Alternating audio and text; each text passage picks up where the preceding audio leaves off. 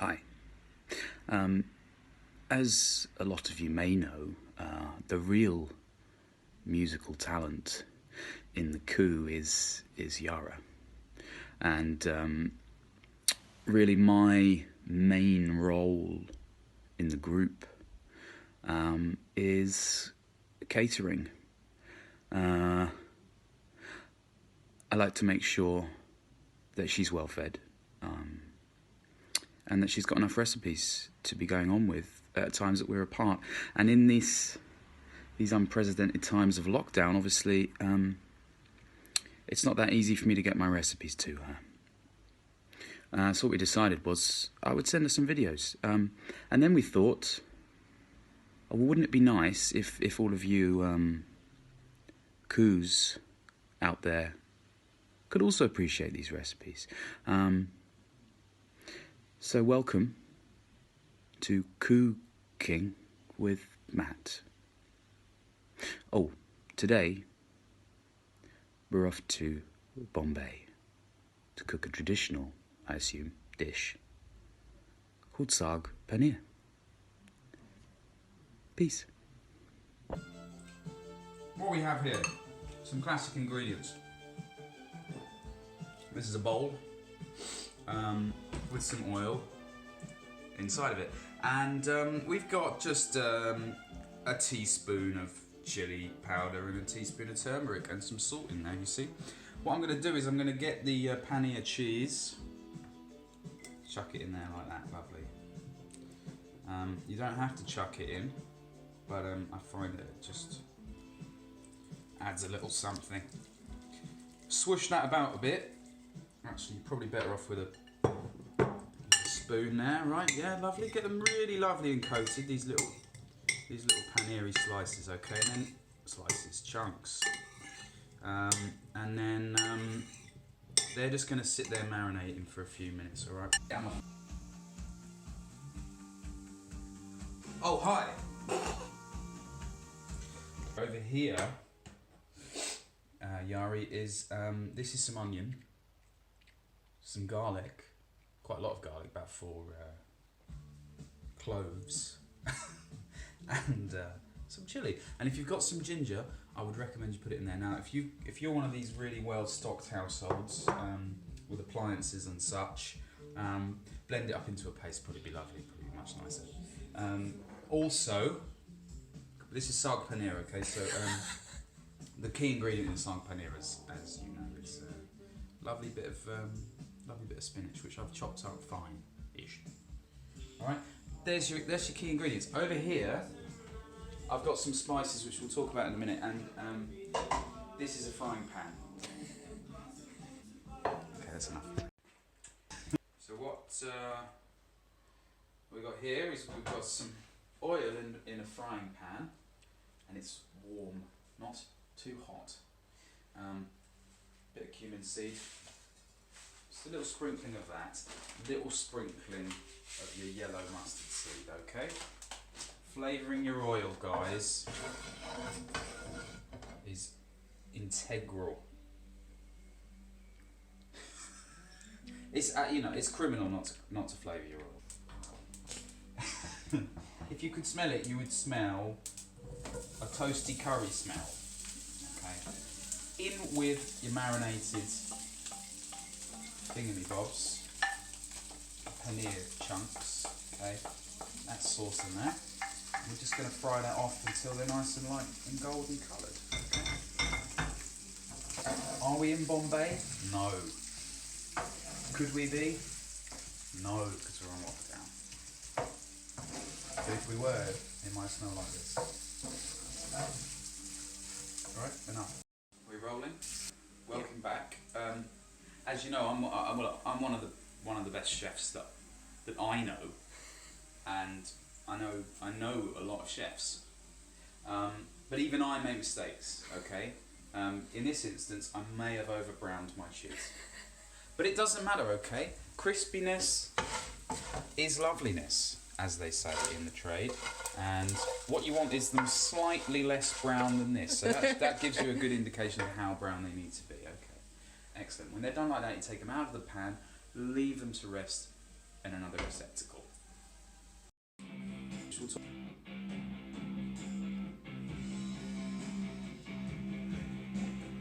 Okay, it does help if at this stage when you're putting your onions and your chilli, there's about 2 chilies in there, big onion, 4 cloves of garlic. If you have arcade fire on in the background, it just is it's the recommended mood for your roasting of garlic and onion. Okay, so that goes in there.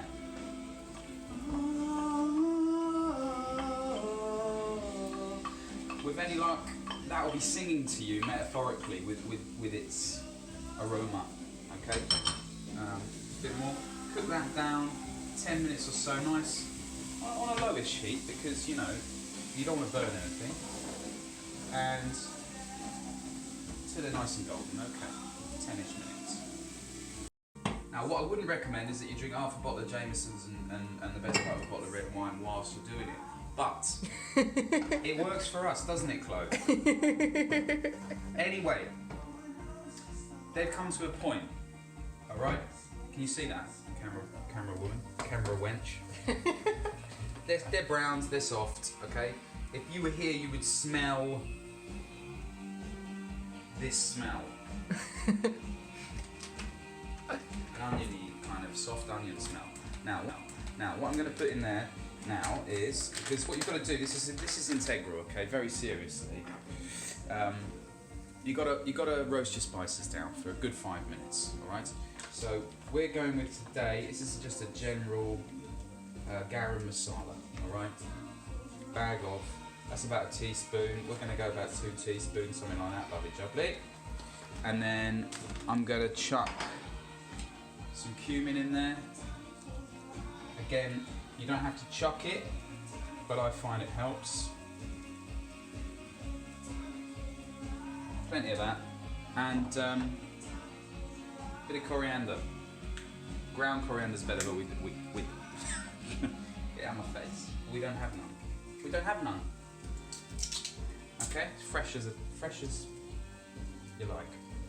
Don't tell Chloe. She don't like coriander, alright? You might need more water or oil at this point if your pan's made dry.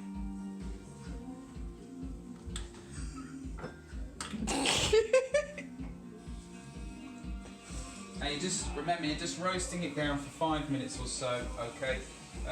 You could also put a bit of salt in at this point, or later. We've got some chili garlic salt. That sounds lovely. Okay, chuck that in there, and then, you know, see you in 5 minutes or so when it starts smelling a little bit less harsh. Okay, and that's all a good go. Now, the other thing about roasting spices, you don't want to roast them too hot. Okay, start at medium heat. Let the spices open up and live their best life. Once they've opened up for 5 minutes or so, right, it smells lovely. It smells like a curry. In goes your chopped spinach. Okay, chuck that in there. Like in a lot of Indian restaurants, they blend it up, so you've got like a spinach paste. We don't have the necessary appliances, so we've chopped it. Doesn't matter. Okay, that goes in there. That's now going to absorb all the lovely infusion of spiciness. It's probably three to 5 minutes where you're softening that down, so it goes kind of like a little bit mushy. All right. Much love. Fine. It's looking a little dry, even though your spinach has got lots of water in it. So what we've done here, we've just got a standard UK kettle, and we've boiled it, and we're going to put some water in there. Okay, just to get, you know, just to give it a bit of juiciness and to allow it not to burn. Because what you want in the end is a nice sort of thick, creamy-ish, you know, green curry. So we're just going to cook that down for another couple of minutes. I wanted to say another thing actually. At every level of cooking, bit of salt. Okay? Thank you. And hi. Spinach curry going on here. Actually, I tasted a little bit because every good chef does do that. I added a little bit of cumin, I added half a teaspoon of turmeric just to give it a little bit of extra. You know, they're two spices that don't need to be cooked down too much, so you can add them later. Now I'm just going to chuck, place. I might not do all the cheese because I'm looking at the ratio of cheese to spinach and I'm thinking, you know. So we'll leave that there for snacks while we drink our Jamesons. That goes in. You stir that about a bit. Another couple of minutes. So what you want is your paneer to come back to life. Actually, we could probably put a few there. Your paneer to come back to life a bit and sort of like incorporate with your spinach, right? And to be honest, what we're going to... I've got my... Hello, I've got my yogurt and my Saag paneer. Now, some recipes out there do state adding a bit of yogurt to cream it up a little bit, and I think it's quite a good idea. Don't add it all at once, because it'll curdle and go disgusting. Just a little bit, little dollop in there, alright? This is just Greek natural yogurt. Alright, stir it in a bit just to give you a little bit of extra creaminess, and I think that's, I think that's going to be lovely. What do you think, Flo? I am very excited by this addition. It's a nice addition. And to be honest, what we're going to do, we're going to leave that in the pan close. Yari, Shawnee, anybody else who's watching, and we're going to have ourselves a game of Monopoly. Thank you very much. You've been watching Coo-king with Matt.